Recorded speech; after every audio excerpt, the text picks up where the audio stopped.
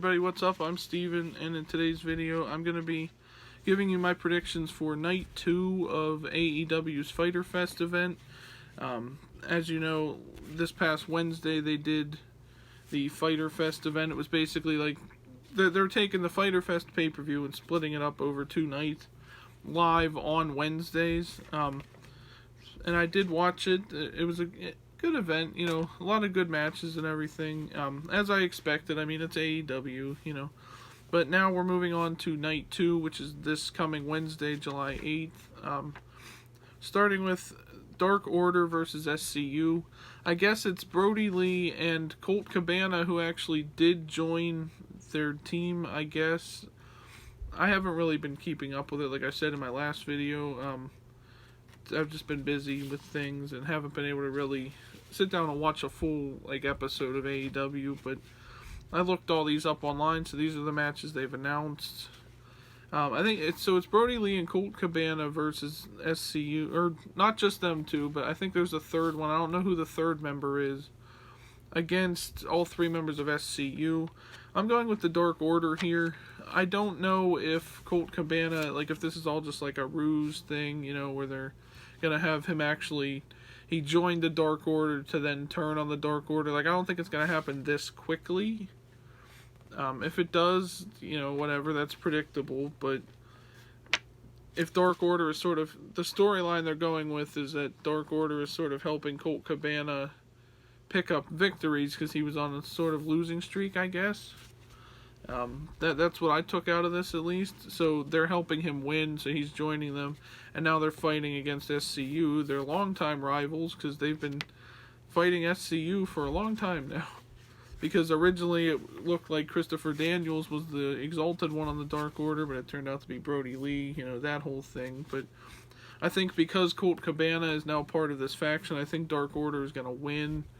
And you don't want to have Brody Lee lose again. I felt like they sort of dropped the ball when they had Brody Lee lose to Jon Moxley for the title. Maybe, I think it was too early for him to fight for the title, because then he had to lose, and now that sort of makes him look bad compared to the other men. Or, it makes Dark Order look like losers, at least for that moment. Because they lost to one guy, and it's a whole group of them, you know, but that's just my opinion on that match. But so to have them lose here again would just completely derail them, I think.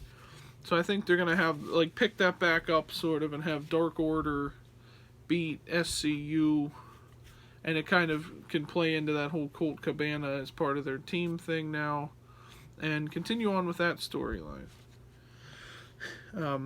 Next up, I don't really care much about this match, but it's very predictable, I think. It's Lance Archer versus Joey Janela.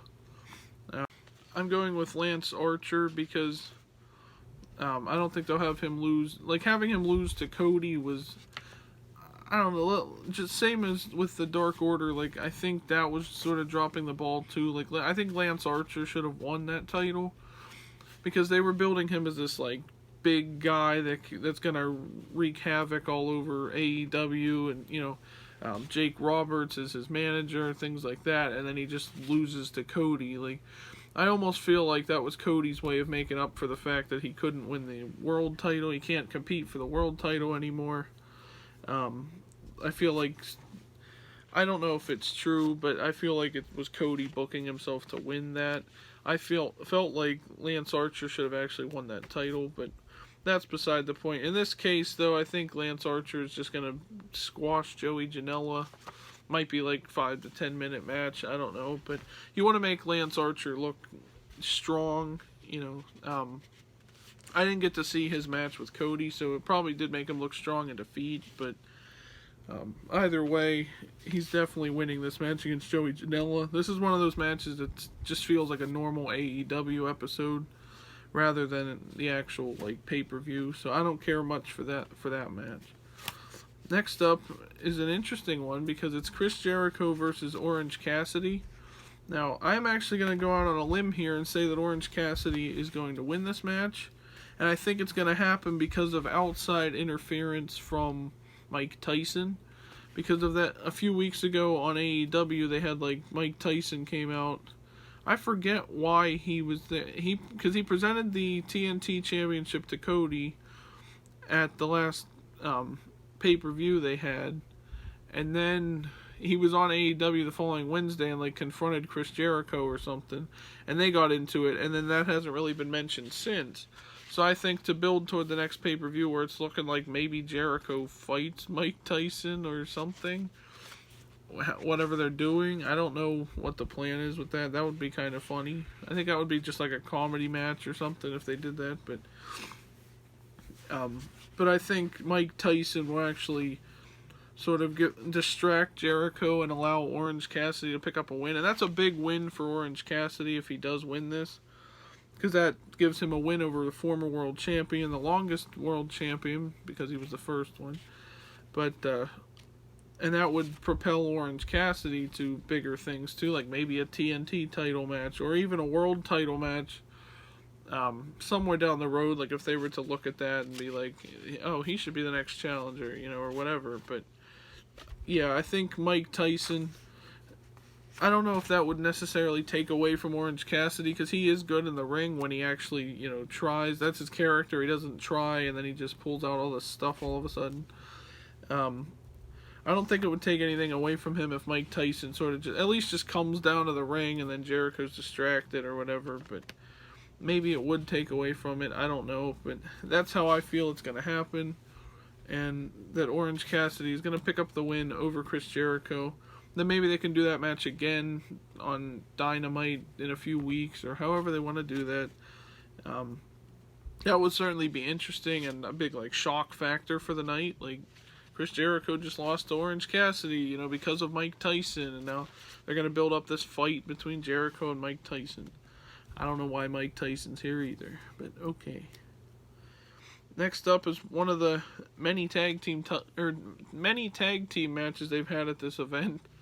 Lucha Brothers and the Butcher and the Blade versus FTR and the Young Bucks. Now that should be an interesting 8-man tag team match right there, because FTR and Young Bucks, it almost seems like they're going to start a rivalry sort of over who's the better tag team in AEW. So to see them teaming together against two other tag teams, I feel like FTR and the Young Bucks are going to win. But then afterwards, sort of like what I said last week with Adam Page and Kenny Omega, where I thought they were going to turn on each other after the match. FTR and Young Bucks maybe get into an argument after the match or next week on AEW, and that leads to them fighting each other in a number one contenders match for the tag team titles or something. Or you do a 3-way tag team match with FTR, Young Bucks, and Adam Page and Kenny Omega for the tag team titles or something like that. That would be a really good match, I think, and I would love that. I mean, their tag team division is stacked. Almost everyone in AEW is in a tag team. But there's nothing wrong with that. It's okay. It's cool. And it sort of adds layers to things, because some of them are really good singles competitors as well as tag teams. So to see, FTR and the Young Bucks get a victory here, and then sort of brawl with each other, and then that leads to them fighting each other at the next event, or whatever pay-per-view comes next. I'm not really sure exactly. I just want to see them two teams fight each other, but seeing them teaming up is even really cooler too. Especially and beating Lucha Brothers and Butcher and the Blade. I mean, nothing against them. It's just they're not necessarily a major teams right now. They were for a while, and it seems like they've kind of lost momentum. I haven't even seen Lucha Bros competing in a while, so I don't know what's going on there, but. Yeah, so I'm saying FTR and Young Bucks are going to win that tag team. 8-man tag team match. And finally, the main event of Night 2 is the AEW World Title match. Brian Cage challenging Jon Moxley. Now, I'm pretty sure, I forget how long Moxley has actually held the title, but I'm actually going to say Brian Cage will win the title here, because they brought him in from Impact, and he made an impact when he came in. He won that ladder match at Double or Nothing to earn the right to challenge Moxley for this title. He's being managed by Taz, which is sort of like a Paul Heyman Brock Lesnar thing, where Taz is Paul Heyman and then Brian Cage is Brock Lesnar.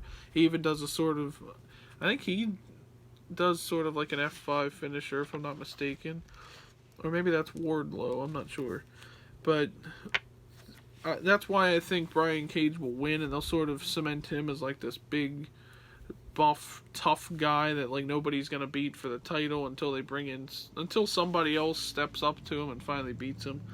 I think Jon Moxley's gonna drop the title because I don't think anybody's gonna beat Jericho's record as champion just yet. Like, if they did that, then like every year whoever won the title would have to go like 2 years, and then 3 years as champion. The next person, that would just get ridiculous. So he has held it for a couple months. He's had a couple title defenses, but I think Jon Moxley's actually going to lose the title here, and Brian Cage is going to become the new AEW World Champion.